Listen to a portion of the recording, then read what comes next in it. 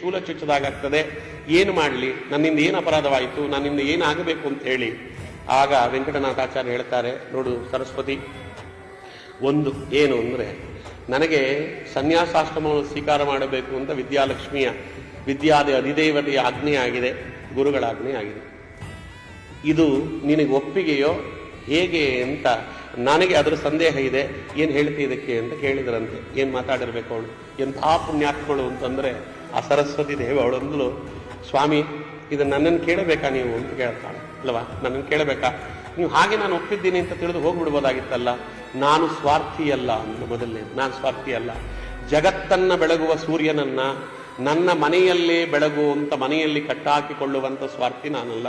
ನೀವು ಹುಟ್ಟಿರುವುದು ಜಗತ್ತನ್ನ ಬೆಳಗಲಿಕ್ಕೆ, ವೇದಾಂತ ಸೂರ್ಯ ನಿಮ್ಮನ್ನ ನನ್ನ ಸೆರಗಿನಲ್ಲಿ ಬಚ್ಚಿಟ್ಟುಕೊಳ್ಬೇಕು ಅನ್ನುವ ದುರ್ಬುದ್ಧಿ ನನಗಿಲ್ಲ. ಲೋಕಕ್ಕೆ ಸುಮಂಗಳವನ್ನ ಪರಿಮಳವನ್ನ ಕೊಡಲಿಕ್ಕೆ ಅಂತ ವ್ಯಾಪಿಸಿ ನಿಂತಿರುವ ಚಂದನದ ಮರವನ್ನ ಕಡಿದುಕೊಂಡು ಬಂದು